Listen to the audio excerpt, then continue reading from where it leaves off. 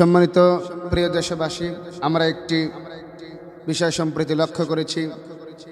ফেসবুকের মাধ্যমে দেখতে পারলাম সাতক্ষীরা 4 আসনের সম্মানিত জাতীয় সংসদ সদস্য জনাব গাজী নজরুল ইসলাম সাহেব তার স্ত্রীকে নিয়ে তার শ্বশুরের অফিসে যাওয়ার পরে তার স্ত্রীর সঙ্গে কুশল বিনিময়ের সময় তার ড্রাইভার এবং মেয়ের মামা তার কিছু অন্তরঙ্গ মুহূর্তের ভিডিও সিসিটিভি ফুটেজের মাধ্যমে ধারণ করেন এবং তাকে বিভিন্নভাবে ব্ল্যাকমেইল করে 1 লক্ষ টাকা তার থেকে হাতিয়ে নেয়।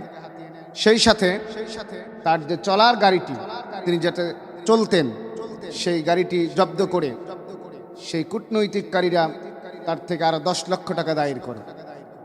তার থেকে এই 10 লক্ষ টাকা আদায় করার জন্য সে সেই টাকা দিতে অস্বীকার করলে বিভিন্ন পর্যায়ে বিভিন্ন যোগাযোগের মাধ্যমে তাকে বিভিন্নভাবে হুমকি ধমকি দেওয়া হয়। সেই সাথে তার যেই স্ত্রীর সঙ্গে কাটানো অন্তরঙ্গ মুহূর্ত, সেই অন্তরঙ্গ মুহূর্তের ভিডিও ক্লিপটি বহুল পরিচিত ফেসবুকের মাধ্যমে ভাইরাল করে দেয়। এবং শুধু তাই নয়, তার এই অন্তরঙ্গ মুহূর্তের ভিডিওটা ভাইরাল করে দিয়া তার যেই ইজ্জত বা মানহানি করেছে জাতির কাছে আমরা জানতে চাচ্ছি এবং দেশবাসীর কাছে আমরা জানতে চাই, যদি সত্যই এবং তার এই কাজটা যদি মিথ্যা হয় এবং বানোয়াট হয়, তার বিপক্ষে যারা এই মিথ্যা এবং মানহানি করেছে এর সুষ্ঠু তদন্ত করে জাতির সামনে তাদের বিচারের আওতায় আনা হবে।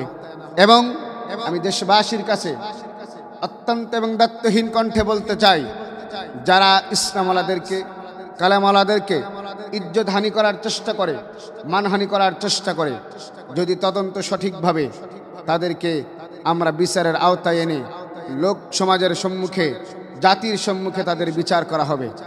আর যদি এর সুষ্ঠু তদন্ত হয় এবং দোষী সাব্যস্ত না হয়ে থাকে, আমরা তার পক্ষে, ইসলামের পক্ষে, সম্মানিত এমপি মহোদয়ের পক্ষে জাতির কাছে আমরা বিচার দাবি করব। তাদেরকেও আইনের আওতায় এনে তাদের বিচার করা হবে। সেই সাথে আমি সম্মানিত সংসদ সদস্য জনাব গাজী নজরুল ইসলাম সাহেবকে বলতে চাচ্ছি, এত বড় ঘটনা সম্প্রতি ঘটার পরে যেটা বিভিন্ন ফেসবুক ইনস্টাগ্রামের মাধ্যমে লোক সমাজের মুখে ছড়িয়ে পড়লেন, ঘটনাটি কেন তিনি আমাদের সম্মানিত উপর মহোদয়ের সহ আমিরে জামাত সেক্রেটারি জেনারেলের মাধ্যমে কেন সংগঠনের ঊর্ধ্বতন কর্মকর্তাদের কাছে জানানো হলো না, সেই সঙ্গে আমি এটার মানে কি বলবো আপনাদের কাছে এই দৃষ্টান্তমূলক বক্তব্যগুলো যে আমি দিচ্ছি এটা শোনার জন্য, জোরদারভাবে শোনার জন্য, এবং সংগঠনকে তার কথাগুলো শুনে যদি সে দোষী হয় দোষের বিচার হবে, আর যদি নির্দোষী হয় তার এই মানহানির ইজ্জতের যেই হামলা করেছে তাদের বিচার ইনশাআল্লাহ। কারণ আল্লাহ রাব্বুল আলামিন বলছেন, কুলিল্লাহুম্মা মালিকাল মুলকি তুতিল মুলকা মান তাশা ওয়া তানজিউল মুলকা মিম্মান তাশা ওয়া তুইজ্জু মান তাশা ওয়া তুযিল্লু মান তাশা বিয়াদিকাল খায়র ইন্নাকা আলা কুল্লি শাইইন কাদির। ইজ্জত দেওয়ার মালিক আল্লাহ, ইজ্জত ছিনিয়ে নেওয়ার মালিক আল্লাহ।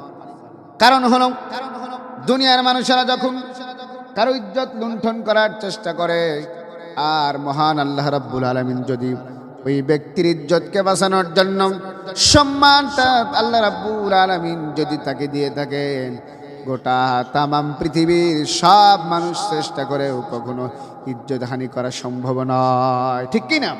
দুনিয়ার সব মানুষ যদি তার পিছনে লেগে যায় আর তাকে যদি আল্লাহ ইজ্জত দেয়, সম্মান দেয়, দুনিয়ার কোনো মানুষ তার ইজ্জতের কোনো হানি করতে পারবে না, ঠিক কি না? সম্মানিত ভাইরা আমার, সম্মানিত বন্ধুগণ আমার, কারণ আল্লাহ রাব্বুল আলামিন বলছেন, এই দুনিয়ায় কত মানুষকে আল্লাহ সম্মানের চেয়ারে বসায় দিলেন, আবার কত মানুষকে সম্মানের চেয়ার থেকে অসম্মানিত করলেন। বন্ধুগণ, সম্মানের চেয়ার যেমন আল্লাহ দেয়, অসম্মানের চেয়ারও তেমন আল্লাহ তার জন্য বাজেট করে দেয়।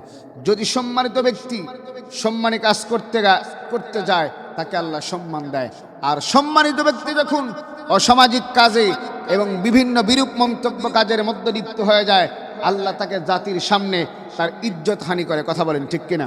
সম্মানিত ভাইরা আমার, এই জন্য ইজ্জতের ব্যাপারে, সম্মানের ব্যাপারে একমাত্র কেবলমাত্র তাকেই মানবেন যিনি আপনার ইজ্জত দিয়েছেন, যিনি আপনাকে সম্মান দিয়েছেন। কথা বলুন ঠিক কিনা?